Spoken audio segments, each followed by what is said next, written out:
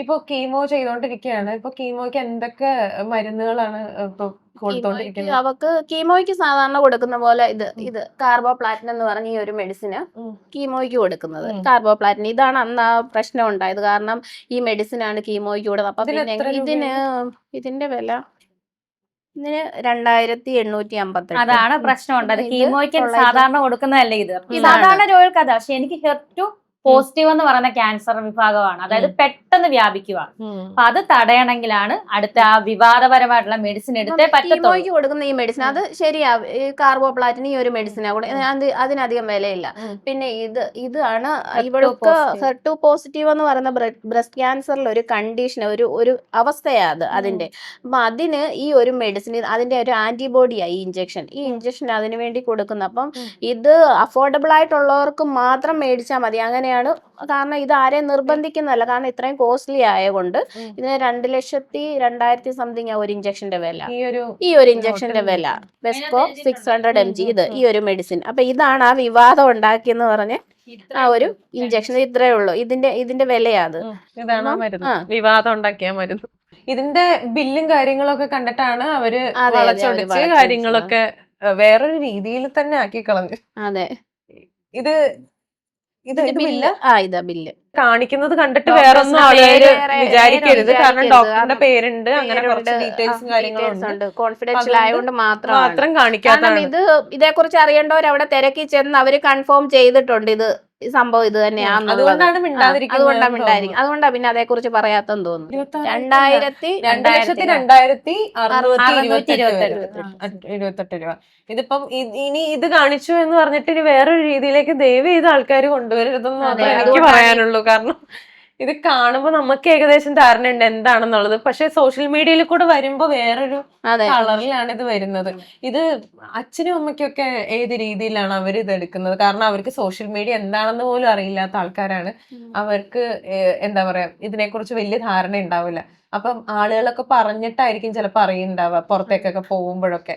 അപ്പൊ അങ്ങനെ അച്ഛനൊക്കെ അങ്ങനത്തെ ഒരു ടോക്ക് കേൾക്കേണ്ട വന്നിട്ടുണ്ടോ പുറത്തെ ആൾക്കാരുടെ ഇടയിൽ? നമ്മള് എല്ലായിടത്തുനിന്നും കേൾക്കുന്നുള്ളത് കൊണ്ട് പിന്നെ അവരും കേൾക്കുന്നുണ്ട്, ഞങ്ങളും കേൾക്കുന്നുണ്ടല്ലോ. പിന്നെ ഈ മെഡിസിന്റെ കാര്യം അന്ന് ഈ ബില്ല് കള്ളത്തരവാന്നും പറഞ്ഞ് കാണിച്ചിട്ട് ഈ ബ്ലോഗേഴ്സ് അവിടെ ചെന്ന് ഫാർമസി ചെന്ന് അവരത് അവിടെ ചെന്ന് അവരോട് ചോദിച്ച് ഈ മെഡിസിൻ അവിടെ നിന്ന് മേടിച്ച് ഇഷ്യൂ ചെയ്ത് അവരോട് സംസാരിച്ച് അത് കൺഫേം ചെയ്ത് ഇതിനു വേണ്ടി അവിടെ ചെന്നു. ആ ഫാർമസി ചെന്നു, ട്രിവാൻഡ്രം വരെ ചെന്ന് ആ ഫാർമസി ചെന്ന് രേണുസു രേഷ്മ പി തങ്കച്ചൻ എന്ന ആള് ഇങ്ങനെ ഒരു മെഡിസിൻ മേടിച്ചിട്ടുണ്ടോന്ന് അവിടെ ചെന്ന് ചോദിച്ച് അവിടുന്ന് അത് കൺഫേം ചെയ്തു. അതിനുവേണ്ടി എടുക്കുന്ന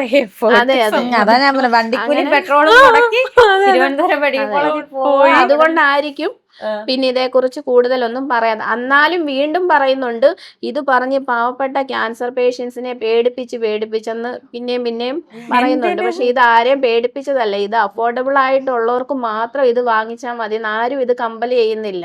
നമ്മളെ കൊണ്ട് ഇതൊരു ലൈഫ് സേവിങ് മെഡിസിനാ. ഇത് നമ്മളെ കൊണ്ട് പറ്റുമെന്നുള്ളവർ മാത്രം വാങ്ങിച്ചാൽ മതി. ആരും നിർബന്ധിക്കത്തില്ല. പിന്നെ നമുക്ക് ഒരു വിശ്വാസം നമ്മളെ കൊണ്ട് അത് മേടിക്കാൻ പറ്റുമെന്നൊരു പിന്നെ ഇത് പറയുമ്പോൾ സാധാരണ ബ്രസ്റ്റ് ക്യാൻസറിന് ഇത് കൊടുക്കുന്നതല്ല. കാരണം അത് HER2 പോസിറ്റീവ് അല്ല അവർക്ക്. സാധാരണ ബ്രസ്റ്റ് ക്യാൻസർ ട്യൂമർ വന്ന് ഇത്ര സ്റ്റേജിൽ അത് കീമോ സാധാരണ പോലെ ആ കീമോ എടുക്കുക. അതിനുശേഷം സർജറി എങ്കിൽ സർജറി, ഒന്നെങ്കിൽ മാമക്ടമി അല്ലെങ്കിൽ മറ്റേ പകുതി കളഞ്ഞ് അങ്ങനെ ചെയ്യുക. അപ്പൊ ആ സർജറി ചെയ്തവർക്ക് ബ്രസ്റ്റ് ക്യാൻസർ. പക്ഷെ ഇത് അങ്ങനെയല്ല. അതിനാണ് ഈ മരുന്ന് കൊടുക്കുന്നത്.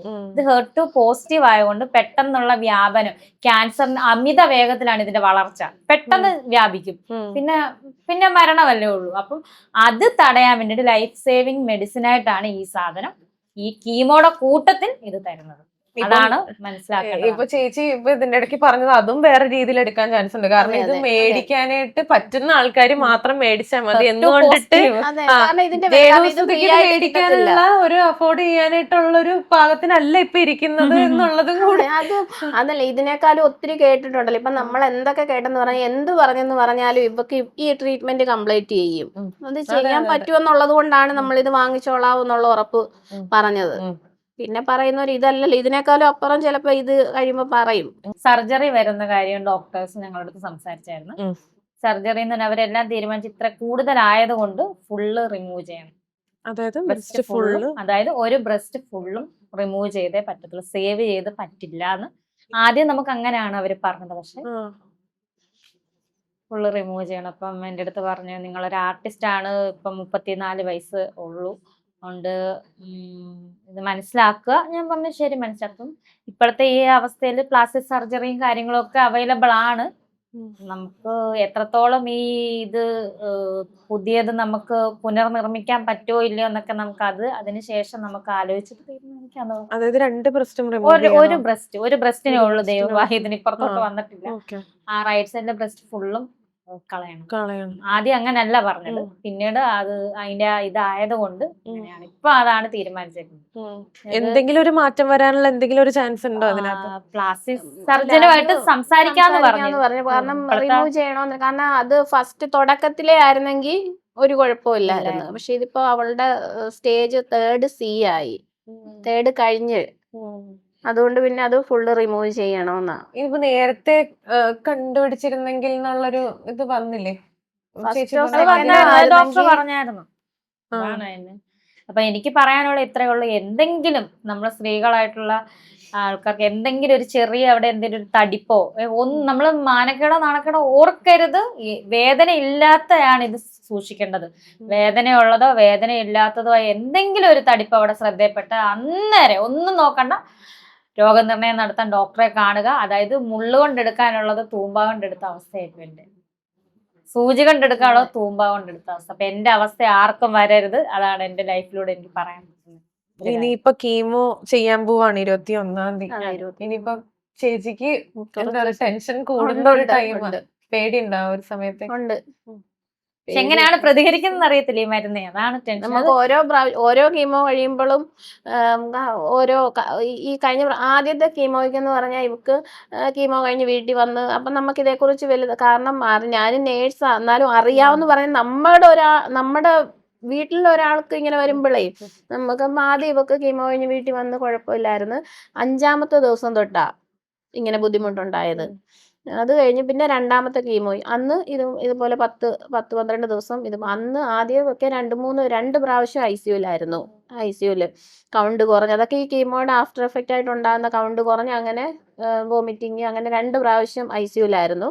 അത് കഴിഞ്ഞ് വന്നിട്ട് പിന്നെ 2ാമത്തെ കീമോയ്ക്ക് വന്നപ്പോൾ കീമോ കഴിഞ്ഞ് വന്ന് പിറ്റേ ദിവസം തൊട്ട് ഇതുപോലെ വോമിറ്റിങ് തുടങ്ങി. 3ാമത്തെ കീമോ വന്നപ്പം കീമോ കഴിഞ്ഞ് 5ാമത്തെ ദിവസമാ വീണ്ടും ഇങ്ങനെ.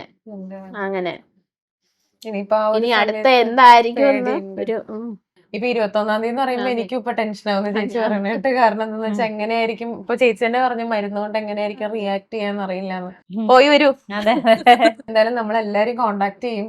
എനിക്കറിയാം കുറെ കോൾസ് ഒക്കെ വരുമ്പോ ജസ്റ്റ് മെസ്സേജ് ആണെങ്കിലും ഒന്ന് റിപ്ലൈ തന്നാ മതി. എല്ലാവരുടെയും പ്രാർത്ഥന ഉണ്ടാവും.